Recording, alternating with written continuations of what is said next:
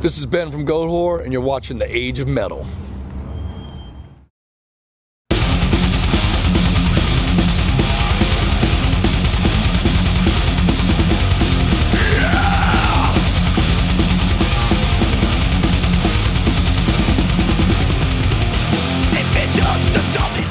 Jackie, and I'm here with The Age of Metal, and we're at Tempe at the clubhouse here in Arizona, and I'm here with Ben, the singer of Goatwhore. How are you? I'm doing good.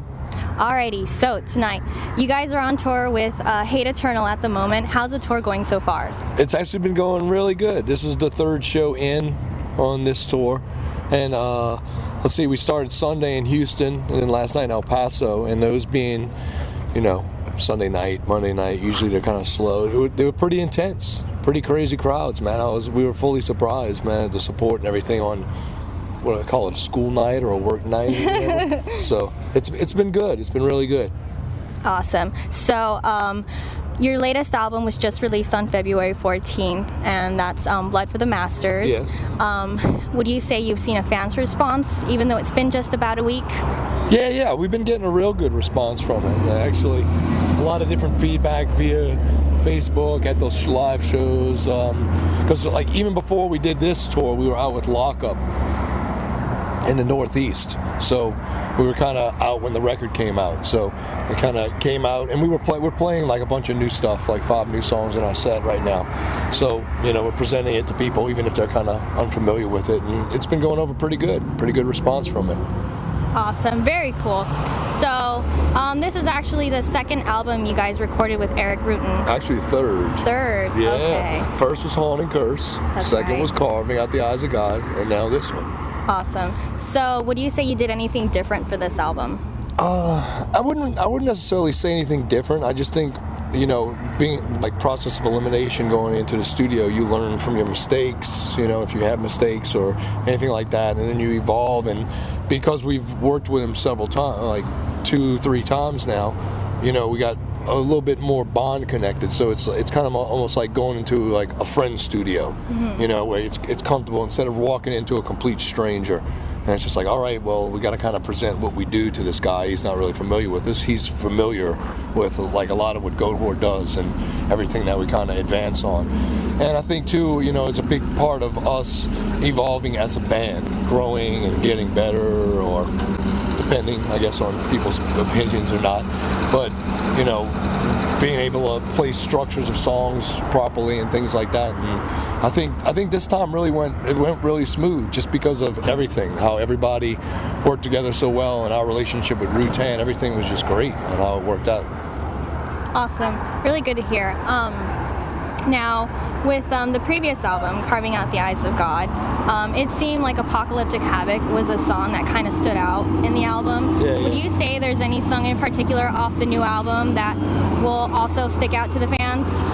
I really can't say. You know, I don't even think that's not something I guess we decide really. It's more or less like a decision the fan makes. You know, usually a song from any given band, you know, their popular one is an end result of, you know, fans kind of congregating to that song.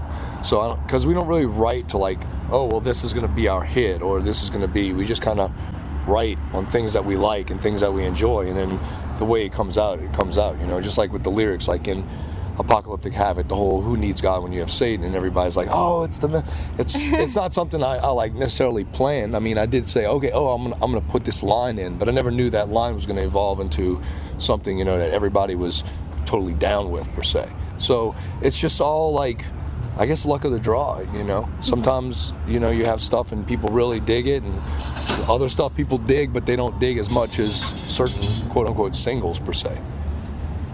Awesome. So, would you say this album was more difficult to write than the previous album?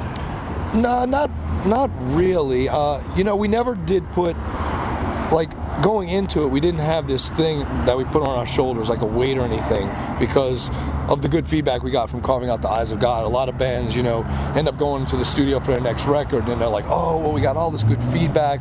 We got to make sure we do this, and this, you know. We just kind of went in fresh. We just said, okay, that was that record, and now this is what we're doing, and this is how we're evolving, and we're not going to let that kind of idea interfere with the progression we're taking. We're just going to go in and do it like we've always done.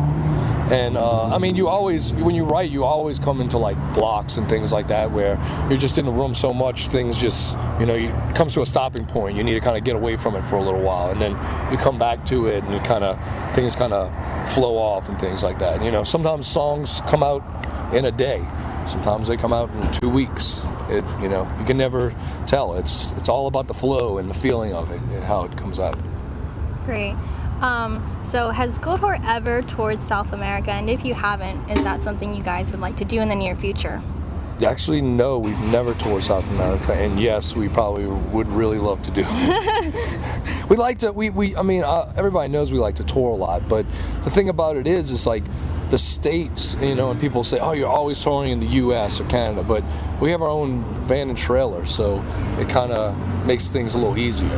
Like, we don't get to go to Europe as much because sometimes, like, the support's not there, and financially it's not feasible, but I think on this record we're kind of focusing more outside of the U.S. We're going to pull back away from touring so much in the U.S. and focus more on, like, Europe, Australia, Japan, possibly South America, you know, wherever we can kind of get out and go further instead of the whole U.S. thing that we've always done in the past. Yeah, that'd be really awesome if you guys could get out there, you know? Yeah, I think it'd be, I hear a lot of good stories, man, a lot of crazy shows in South America. You know, the people, they don't get a lot, and when bands do come there, it's like a big thing, so it would be really awesome to play down there.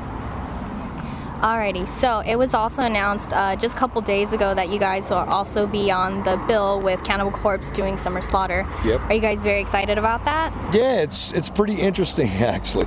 I mean, those Summerfests can be a pretty, let me see, I don't want to, like, I'm not putting it down, but for the bands that are on it, it can be difficult because you got to be there so early every day, you know, and sometimes that means driving all through the night, you know, get to the next town at 9 in the morning and everything to get everything loaded in the venue and everything sorted out. So, you know, it can be pretty grueling, but the outcome, you know, when you play and all the people that are there and hopefully, you know, maybe we'll expand to some new fans and things like that. It'll be very beneficial for us. So, you know, and touring with Cannibal Corpse and Exhumed and, you know, all the other bands that are on there, it'll be unique because they got some different kind of bands too, not just like kind of death metal, black metal bands. You know, you have bands like Periphery and Phalamaya and stuff like that are on it. So, you know, it adds, who else did they say? The Faceless or Between the Buried and Me, you know, so there's some variation there, which adds to it as well, and which is really good, a little good mixture for, you know, the younger generation coming to check it out, or even fans of the existing generation. All right, well, that sounds great, and hopefully, you know, you pick up some more fans there. Yeah. If not, we'll just go and jam and have a good time, you know? We're just like, they said that we're supposed to play like somewhere between 5 and 6 every day, you know, it kind of varies, but you know, that leaves a whole evening for us to act foolish after that, that's for sure. Lots of shenanigans, right? Oh, yeah, very much so. Awesome. So, after Summer Slaughter, what's next for Goatwhore? Actually, I can't really answer that. It's kind of a little far in advance. I do know that, like, in May, we're going to go to Europe with 3 Inches of Blood and Havoc.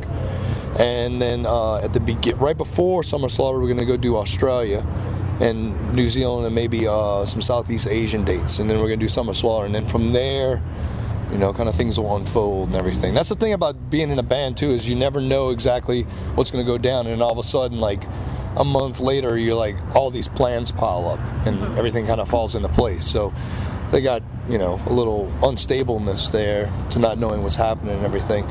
But we were talking about possibly maybe doing like our own like headlining run, like a full like month-long headlining run in the States. So maybe something in the fall with that. Talk about going out with maybe bringing some bands that we're really good friends with, like either Black Anvil, Toxic Holocaust, Skeleton Witch, you know. Make it something that's like unique and underground based and not so much like all these other bigger tours that are going out all over the place. Awesome. Well, we'll all be on the lookout for that. Awesome. Hopefully it all like works out and everything. Yeah. We'll see how it works out. Alrighty. Well, I want to thank you very much for coming and talking to us, and good luck with the rest of the tour. No problem. Thank you very much.